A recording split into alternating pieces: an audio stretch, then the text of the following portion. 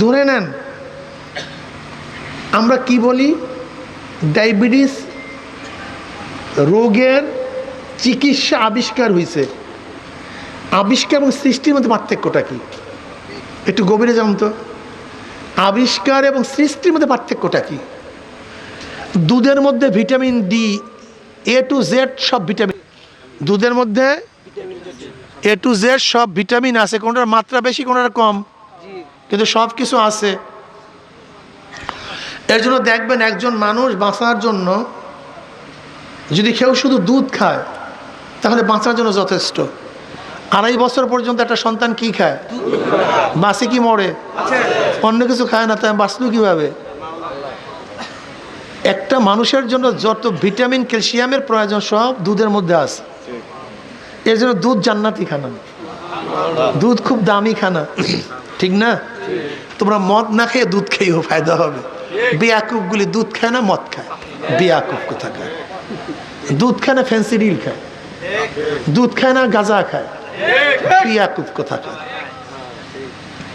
খসরাত দুনিয়াওয়ালা আখের। আমি অনেক কি বলি, ভাই তুমি নেশা করতেছো কেন? নেশা তো তোমার কাছে আসে নাই, তুমি তো নেশার কাছে গেছো। কোনো মদ কি তোমার কাছে আসছে না? মদের কাছে তুমি গেছো। গাঁজা কি তোমার মুখে আসছে না? তুমি গাঁজার কাছে গেছো। ফেন্সিডিল কি তোমার মুখে আসছে না? তুমি ফেন্সিডিলের কাছে গেছো। তো তুমি ইচ্ছা করিয়া যাও কেন? ইচ্ছা করিয়া ধরো কেন? এই কাজটা করো কেন? তুমি ইচ্ছা করিয়া নেশাগ্রস্ত হও, নিজেও ধ্বংস হও, পরিবারকে ধ্বংসগ্রস্ত করো, এই জাতিকে তুমি ধ্বংস করছো। একটা মানুষকে খুন করলে যে ক্ষতি না হয়, একটা মানুষকে নেশাগ্রস্ত করলে তার চেয়ে 1000 গুণ বেশি ক্ষতি হয়। একটা মানুষ খুন হয়ে গেছে বা শেষ, ও শেষ। কিন্তু একটা মানুষকে যদি নেশাগ্রস্ত করো, ও নিজে শেষ, ওর স্ত্রী, ছেলে, মেয়ে, বাবা, মা, পরিবার, দেশ সব শেষ। এর জন্য দেখবেন আমাদের দেশে অন্য কিছু বেশি পাওয়া না গেলেও নেশা দ্রব্য সবচেয়ে বেশি পাওয়া যায়। মনে হয় যেন স্টেজের নিচেও নেশা। এটা পরিকল্পিতভাবে, এটা পরিকল্পিতভাবে, আপনি ভাবিয়েন না এটা পরিকল্পিত না। একটা জাতিকে ধ্বংস করার জন্য নেশা ধরাই দিলে যথেষ্ট, আর কিচ্ছু লাগবে না। এই যে ঐশী বাবাকে হত্যা করছে, মাকে হত্যা করছে, হাজারো নেশাগ্রস্ত মানুষ মায়ের বুকের মধ্যে ছুরি চালাইছে, বাপকে হত্যা করছে, একজন দুইজন না। তার মানে নেশা ধরবা সব শেষ। এর পরিকল্পিতভাবে সব জায়গায় নেশা, সব জায়গায় নেশা, নেশা নেশা। আল্লাহ আমাদের সবাইকে মাফ করে দেন। এক তো হারাম আর এই জাতি ধ্বংস, এক তো হারাম আর জাতি ধ্বংস। এর জন্য বলছি নেশা ধরিও না, নেশা খাইও না, দুধ খাও, প্রতিদিন মধু খাও 1 চামচ, শরীরের জন্য ফায়দা। একটু কালোজিরা খাও, শরীরের জন্য ফায়দা, উপকার। পানি খাও, খালি পেটে পানি খাও, শরীরের জন্য উপকার, ঠিক না? ন্যাচারাল খানা বেশি খান, ন্যাচারাল খানা। ন্যাচারাল খানা বুঝেন তো? যেমন এই যেমন আপনার কলা, এই যে কল, শাক সবজি, আমাদের দেশে যে আম, সিজনাল যে ফলগুলি, ন্যাচারাল যেগুলি হয়, এই বিষমুক্ত, ফরমালিন মুক্ত, এগুলি বেশি খান, ফায়দা হবে। আর আমাদের দেশের মানুষগুলির অবস্থা হলো নিজেরাও কিছু করতে চায় না, খালি এই যুবকরা তোমরা নিজেরা একটা গাছ লাগাতে পারো না? হ্যাঁ, আমাদের দেশের মানুষের চরিত্র কি জানেন? মানুষের কাছে হাত পাতলে লজ্জা পায় না, কাজ করলে লজ্জা হয় না। এত বড় গভীর আমাদের দেশে মানুষগুলি, আমি আশ্চর্য হয়ে যাই আমাদের দেশের মানুষগুলির অবস্থা দেখা। কাজ করলে লজ্জা পায় কিন্তু হাত পাততে লজ্জা পায়। কি আজীব মানুষ! ভিক্ষা করতে লজ্জা পায় না, কাজ করতে লজ্জা পায়। আজীব এক ধরনের মানুষ। চুরি করতে লজ্জা পায় না, কাজ করতে লজ্জা পায়। ডাকাতি করতে লজ্জা পায় না, কাজ করতে লজ্জা পায়। এ কোন ধরনের মানুষ আমি তো বুঝি না। ঘুষ খাইতে লজ্জা পায় না, কাজ করতে লজ্জা পায়। কোন জাতি আমরা!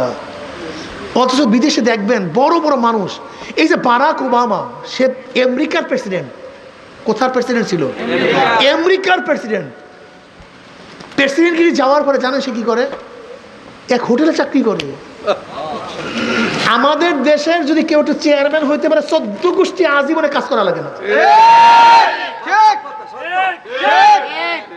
আমাদের দেশে কোন খবর যদি চেয়ারম্যান হয় আর এমপি যদি হইতে পারে তাহলে তো খোদাই পরমাত্মা সব ওর মাথার মধ্যে।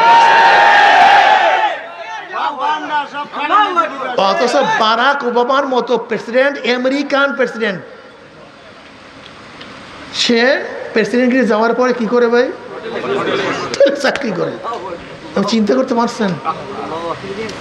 আর এই আমাদের যুবকগুলি এগো খালি পুশ দিয়ে ক্ষমতায় জাহেল কোথাকার, সব জাহেল, সব জাহেল। যাই হোক, আমি সেটা বলতে চাই না। আমার কথা হলে এই কাজ করো, কাজে লজ্জা নাই, হাত পাতায় লজ্জা। কাজ করো। আমাদের দেশের যে যুবক এবং যে জনসংখ্যা, এর চেয়ে বড় রহমত বরকত কি আছে দুনিয়াতে কন্ত? আমাদের দেশের মানুষগুলি কাজ করতে সারাদিন আড্ডা মারে। যাই দেখেন এই রাস্তার মধ্যে পোলাপান সব আড্ডা মারে, সব আড্ডা, সারাদিন মোবাইল, 24 ঘন্টা বেকার। কারণ তুমি যদি একটা কদু গাছ লাগাও, একটা কদু গাছ লাগাও, তাহলে বাংলাদেশে যদি এত কোটি কদুর প্রয়োজন, তুমি যদি একটা কদু সাপ্লাই দাও তাহলে কি হইলো? কমপক্ষে একটার তো কথা বলেন না কেন? এই মাথার মধ্যে থাকবে না কেন? এটা করবো না কেন?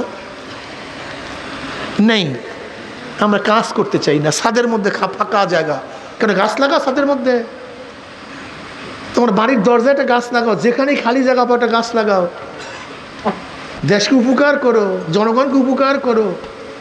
কিন্তু এই জনগণকে উপকার করার মেধা মাথার মধ্যে নাই, খালি গুন্ডামি, লুচ্চামি, বদমাশি, পকেট মারার, চুরি করার, ডাকাতি করার জ্ঞানে আমরা একেবারে আসমানে উঠে গেছি। এটা করিও না বাবা, খসরাত দুনিয়া ওয়াল আখিরা। তুমি জানো পরের মাল খাইলে কি হয়? ইজা ওয়াকাত লুকমাতুন মিনাল হারামি ফি বাতনি ইবনে আদম লাআনাহু কুল্লু মালাকিন ফিস সামাই ওয়াল আরদ মা দামাত তিলকা লুকমাতু ফি বাতনিহি ওয়া ইন মাতা আলা তিলকাল হালাত ফামাওয়াহু জাহান্নাম। কার পেটের মধ্যে এক লোকমা হারাম ঢোকে, তাহলে আসমান জমিনের সমস্ত ফেরেশতারা তার লানত বর্ষণ করতে থাকে যতক্ষণ পর্যন্ত হারাম তার পেটের মধ্যে অবস্থান করে। যদি অবস্থায় মারা যায়, ফামাওয়াহু জাহান্নাম, ডাইরেক্ট, একেবারে সোজাসুজি, দরবেশি দিয়ে কাজ হবে না। আমি বিশ্বাসই করতে পারি না কতজন মুসল্লি জান্নাতে যায়। মুসলিমের মধ্যে হাদিস আসছে, এক সাহাবী নবী আলাইহিসসালাতু ওয়াসসালাম পড়বেন না সাল্লাল্লাহু আলাইহি ওয়াসাল্লাম, আমাদের দেশের মানুষের ভক্তি শ্রদ্ধাও নবীকে জানে না, কিভাবে তাকে ভক্তি করতে হয়, শ্রদ্ধা করতে হয়, এশকে নবী কি তাও জানে না। আমাদের দেশের নবীর মোহাব্বত ওয়ালের মধ্যে, আশিক রাসূল। আমাদের দেশের নবীর মোহাব্বত পোস্টারের মধ্যে, আমার দেশের নবীর মোহাব্বত মুখের মধ্যে, কিন্তু কাজের মধ্যে, আমলের মধ্যে নাই। সবই দুই নাম্বারই মিয়া।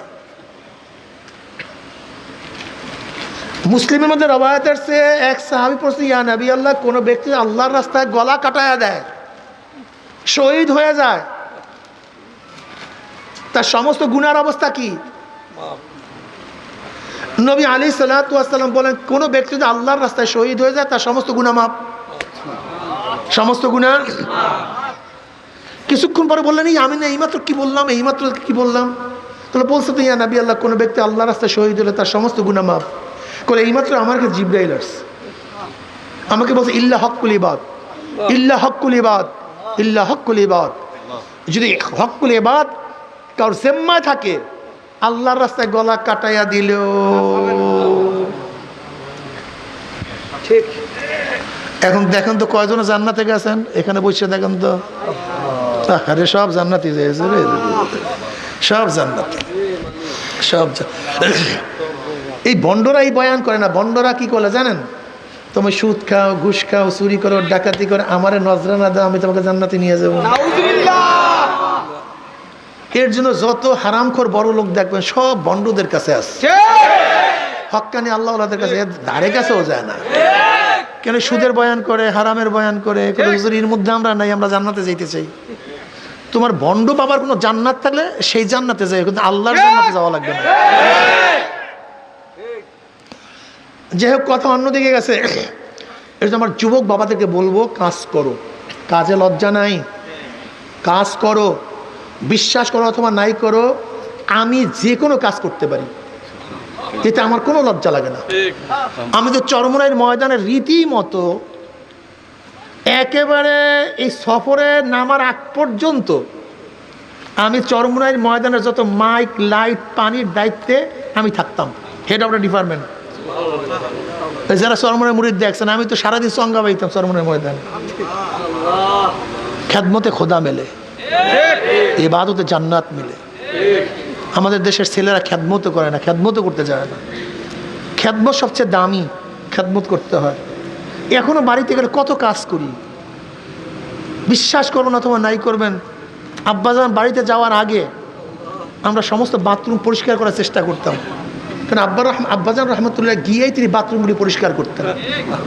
আমি গেলাম চাঁদপুর আমাদের এক ইসলামী আন্দোলন অফিসে, তো বাথরুমে ঢুকলাম। আমি ঢুকে বললাম, তোমাদের দ্বারা ইসলামী হুকুমত হবে না, তোমাদের দ্বারা ইসলামী হুকুমত হবে না। কে কে হুজুর কী হয়েছে? আমি বলি, যাদের বাথরুম পরিষ্কার করতে পারো না তারা এই দেশকে সাফ করবা, এই দেশকে পরিষ্কার করবা। যারা নিজেদের বাথরুমের আবর্জনা দূর করতে পারো না তারা এই দেশের আবর্জনা দূর করবা। আম আদমি পার্টি কেজরিওয়ালের, যে দিল্লিতে ক্ষমতায় গেছে, কেজরিওয়াল, আম আদমি পার্টির কেজরিওয়ালের নির্বাচনী মার্কা কি জানেন নাকি? ঝাড়ু। ধন্যবাদ, ওই তো হুশ আছে, ঝাঁটা ঝাড়ু। কেন সে ঝাড়ু নিয়েছে কেন? তাহলে ঝাড়ু দিয়ে যেরকম ময়লা পরিষ্কার করে, আমি এই ঝাড়ু দিয়ে দেশের ময়লা পরিষ্কার করি। এই জন্য তার মার্কা হলো ঝাঁটা, ঝাড়ু। পরিষ্কার করো দেশ, রাস্তা পরিষ্কার করো, নিজের কলব পরিষ্কার করো, ঘরটাকে পরিষ্কার করো, আখলাকি হও। বেঈমানরা কি বলে? মুসলমানরা দেশ দখল করছে তলোয়ারের মাধ্যমে। এই গভর্নমেন্টটা জানি না মুসলমানের ইতিহাসটা কি। 712 ঈসাই সালে মোহাম্মদ বিন কাসিম রহমতুল্লাহ আলাইহি 5000 সৈন্য নিয়ে ম্যাকারনের পথ ধরে রাজা দাহিরের 1 লক্ষ সৈন্যের বিরুদ্ধে প্রথম সিন্ধু প্রদেশে কলেমার ঝান্ডা উদ্যয়ন করেছেন। রাজা দাহিরের সৈন্য ছিল কত? 1 লক্ষ। আর মোহাম্মদ বিন কাসিমের সৈন্য সংখ্যা ছিল মাত্র 5000। জানেন কেন তিনি এই দেশে আসছিলেন? জানেন? রাজা দাহিরের জলদস্যু কর্তৃক একটা মুসলিম মেয়ে অপমানিত হয়েছিল, অপদস্থ হয়েছিল, লাঞ্ছিত হয়েছিল। ওই মুসলিম মেয়ে ইরাকে গিয়ে, কোথায় সিন্ধু আর কোথায় ইরাক, সে ইরাকে গিয়ে হাজ্জাজ বিন ইউসুফের কাছে নালিশ দিছে, মুসলিম ভ্রাতারা, মুসলিম ভাইরা জিন্দা থাকতে একজন মুসলিম মেয়ে যদি অপদস্থ হয়, লাঞ্ছিত হয়, তাহলে মুসলিম মেয়েদের, মুসলিম ভ্রাতাদের, এই মুসলিম ভাইদের বেঁচে থাকার চেয়ে মারা যাওয়া ভালো। হাজ্জাজ বিন ইউসুফের কাছে তখন যথেষ্ট সৈন্য ছিল না, বিভিন্ন দিকে যুদ্ধ চলতেছিল। মোহাম্মদ বিন কাসিম হলো হাজ্জাজ বিন ইউসুফের ভাতিজা এবং জামাতা, বয়স মাত্র 17। আজকে আমাদের দেশে 17 বছর বয়সে সন্তানেরা ঘুম থেকে জাগ্রত হয় না। আমাদের দেশে 17 বছর বয়সের সন্তানেরা দাবি করে এখনো ছোট্ট, রোজা রাখে না, এখনো মসজিদে যায় না। বিয়াকুব, চন্দন গাছের জন্ম চন্দন হয়, সেগুন গাছের জন্ম সেগুন হয়, মুক্তার জন্ম মুক্তাই হয়, স্বর্ণের জন্ম স্বর্ণই হয়। মুসলমানের সন্তান মুসলমান হিসেবে জন্মগ্রহণ করে। তুমি তো মুসলমানের সন্তান না, তুমি হলো ভেজালের সন্তান। তোমার বয়স 17 আর তুমি বলতেছো এখন নামাজ পড়বে কি? বাচ্চা ছোট। অথচ মোহাম্মদ বিন কাসিম মাত্র 17 বছর একটা যুবক, এই ছেলেদের মতো, মানে বাচ্চাদের মতো একটা বাচ্চা, 17 বছর বয়স। হ্যাঁ, সৈন্য নাই, নিজে গাছ করছে, নিজে গাছ করে কিছু শূন্য জোগাইছে। বড় বড় বীর শূন্যরা সব জায়গায় চলে গেছে, সৈন্য নাই। ওই ছোটো ফাটো হাবি জাবি, বোঝেন না, ব্রাকের থেকে সব কিছু চলিয়া যায়, তা থাকেটা কি? এরকম মোটামুটি কোনো রকমের সংগ্রহ করে মাত্র 5000 সৈন্য নিয়া এক মুসলিম মেয়ের অপমানের অপদস্থের প্রতিশোধ নেওয়ার জন্য কোথার থেকে হাজির হয়ে গেছে? ইরাক থেকে। অথচ আমাদের দেশে হাজারো মুসলিম মেয়েরা লাঞ্ছিত হয়, অপমানিত হয়, তোমার আমার ভুরু কুসকায় না। আসলে তো মোমেন হতে পারি না, সমস্যা এখানে। আল মুমিনু কারজুলুন ওয়াহিদ, ইন ইশতাকা আইনুহু ইশতাকা কুল্লু ওয়া ইন ইশতাকা রাসুহু ইশতাকা কুল্লু। যাই হোক, মুহাম্মদ বিন কাসিম রাহমাতুল্লাহ আলাইহি আসেন 712 ঈসাই সালে। এর আগেও হাজারো মুসলিম পীরেরা, হাজারো মুসলিম বুজুর্গরা মুহাম্মদ বিন কাসিম রাহমাতুল্লাহ যুদ্ধ করার আগে এই কলেমার দাওয়াত বাংলাদেশের বিভিন্ন জায়গায় পৌঁছায়া দিছে, ভারতের বিভিন্ন জায়গায় পৌঁছায়া দিছে। প্রথম কালেমার দাওয়াত তলোয়ার নিয়ে কেউ আসে নাই, বরং ঈমানের জজবা নিয়ে আসছে। কাজে বাংলাদেশে, পাক ভরা উপমহাদেশে প্রথম ইসলামের বিজয়, ইসলামের দাওয়াত তলোয়ারের মাধ্যমে হয়নি, আখলাকের মাধ্যমে হয়েছে, আদর্শ এবং চরিত্রের মাধ্যমে হয়েছে, ঈমানের কুওয়াতে হয়েছে, ঈমানের শক্তিতে হয়েছে। তুমি কি দেখো নাই হযরত মাইনুদ্দিন চিশতি রহমতুল্লাহ আলাইহি, মাইনুদ্দিন চিশতি রহমতুল্লাহ আলাইহির একার হাতে প্রায় 1 কোটি হিন্দু মুসলমান হয়েছে। তিনি তো তলোয়ার ব্যবহার করেন নাই, তিনি তলোয়ার ব্যবহার করেন নাই। তা তুমি কিভাবে বুঝলে ইসলাম শুধু প্রচার হয়েছে তলোয়ারের ভিত্তিতে? তোমার ইতিহাস জানা নেই। এদেশে ইসলাম প্রচার হয়েছে পীর ফকিরদের, বুজুর্গানের দিনের দাওয়াতের ভিত্তিতে। আল্লাহ আমাদের সবাইকে কবুল করে নেন। আমি যেটা বলতেছিলাম, যুবকরা আখলাকি হও, চরিত্রবান হও, কাজ করো। আল্লাহ পাক রব্বুল আলামিন যাহা কিছু তৈয়ার করেছে সব তোমাদের গোলামের জন্য, আমাদের গোলামের জন্য। আর আমাদেরকে আল্লাহ পাক সৃষ্টি করেছেন কার গোলামের জন্য? মাশাআল্লাহ।